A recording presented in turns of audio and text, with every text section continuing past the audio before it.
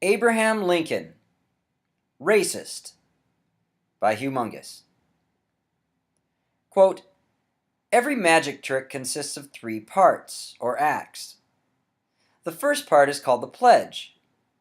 The magician shows you something ordinary. The second act is called the turn. The magician takes the ordinary something and makes it into something extraordinary. But you wouldn't clap yet, because making something disappear isn't enough. You have to bring it back. Now you're looking for the secret, but you won't find it because, of course, you're not really looking. You don't really want to work it out. You want to be fooled. Unquote. The Prestige.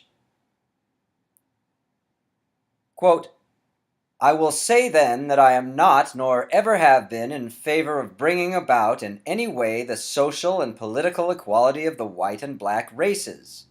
That I am not, nor ever have been, in favor of making voters or jurors of Negroes, nor of qualifying them to hold office, nor to intermarry with white people.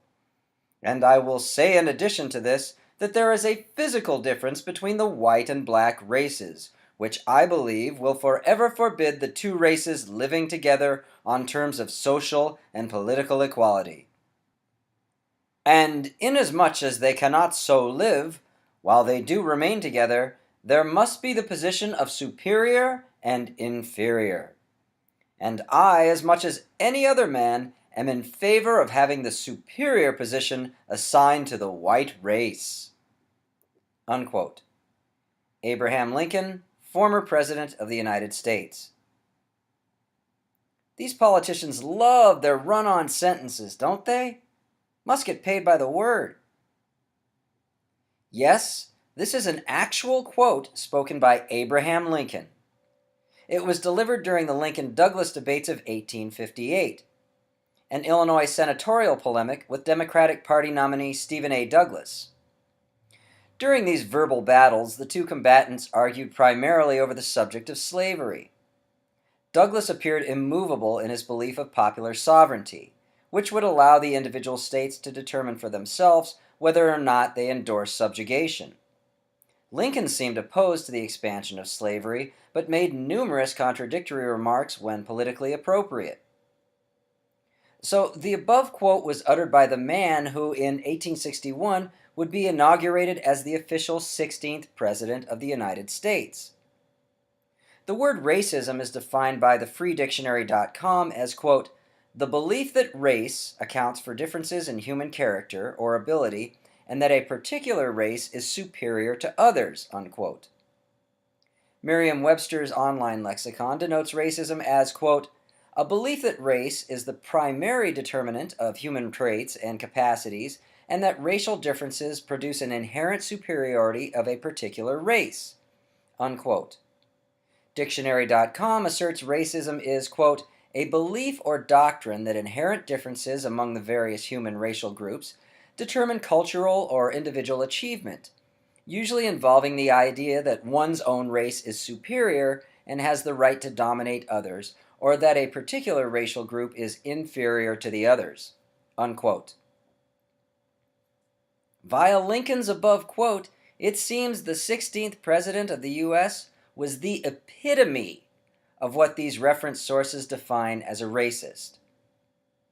Even more bizarre is the fact that Lincoln is often referred to as the best commander-in-chief in United States history. Check out online listings of top 10 U.S. presidents. Lincoln consistently ranks in the top 3, most often first. If Abraham Lincoln was a racist, and he's heralded as the best president of the United States ever, what were the attributes of the worst? A predilection for cannibalism? A penchant for serial killing? A desire to expose oneself in front of nursing homes while driving black cars on Sunday in Denver, Colorado? When you consider Lincoln's face has been immortalized on Mount Rushmore, as well as the U.S. penny and $5 bill, the possibility of Abe being a racist enters the domain of the surreal. There are those who claim the societal norm in the 19th century was to be a supremacist. I don't dispute your assertion. I'm solely underscoring the fact that high school history books portray President Abraham Lincoln as a commander-in-chief determined to create equality between all races. In addition, just because everyone else is an asshole, does that make it right to follow suit? Perhaps a few more of Lincoln's quotes will shed light upon his beliefs regarding bigotry. Quote, I have no purpose, directly or indirectly, to interfere with the institution of slavery in the states where it exists. I believe I have no lawful right to do so, and I have no inclination to do so. Unquote. Abraham Lincoln, The Lincoln-Douglas Debates, 1858. Quote, I will add to this that I have never seen to my knowledge a man, woman, or child who was in favor of producing a perfect equality, social and political, between Negroes and white men. Unquote. Abraham Lincoln, The Lincoln-Douglas Debates, 1858.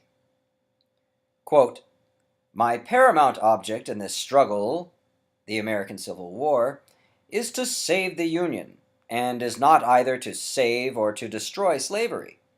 If I could save the Union without freeing any slave, I would do it. And if I could save it by freeing all the slaves, I would do it. And if I could save it by freeing some and leaving others alone, I would also do that. What I do about slavery and the colored race, I do because I believe it helps to save the Union.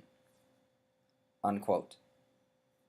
President Abraham Lincoln, in a letter to Horace Greeley, August 22, 1862. You can uncover most of that last one at the Lincoln Memorial itself. Bizarre, huh? Well, George Lopez is famous and Mark Wahlberg has a third nipple, so perhaps bizarre is subjective these days. Quote, Judge Douglas has said to you that he has not been able to get from me an answer to the question whether I am in favor of Negro citizenship. So far as I know, the judge never asked me the question before. He shall have no occasion to ever ask it again, for I tell him very frankly that I am not in favor of Negro citizenship. Unquote. Abraham Lincoln, The Lincoln-Douglas Debates, 1858. Quote, Now my opinion is that the different states have the power to make a Negro a citizen under the Constitution of the United States if they choose. The Dred Scott decision decides that they have not that power. If the state of Illinois had that power, I should be opposed to the exercise of it. Unquote. Abraham Lincoln, The Lincoln-Douglas Debates, 1858. Upon inauguration as president, one of Lincoln's initial acts was the attempted passing of the Corwin Amendment. Had partial secession of the South not already occurred, this legislation would have prohibited the federal government from tampering with slavery in any state. Add the fact that Abe was one of the leaders of the Illinois Colonization Society, an organization determined to remove free blacks from the prairie state, and Lincoln's love for all races becomes no more than the same old propaganda we're force-fed in school. However, Abraham Lincoln was also cited as stating, quote, When I hear anyone arguing for slavery, I feel a strong impulse to see it tried on him personally. Unquote. But Honest Abe was also known to quote the Bible when it suited his motives, even though he never joined a church, didn't formally belong to any religion, and purportedly wrote an essay denouncing Christianity. Let's just say if some obvious racist in a stovepipe hat drove down the streets of South Central today, promulgating the above quotes, he wouldn't be elected president. In fact, he'd probably be shot.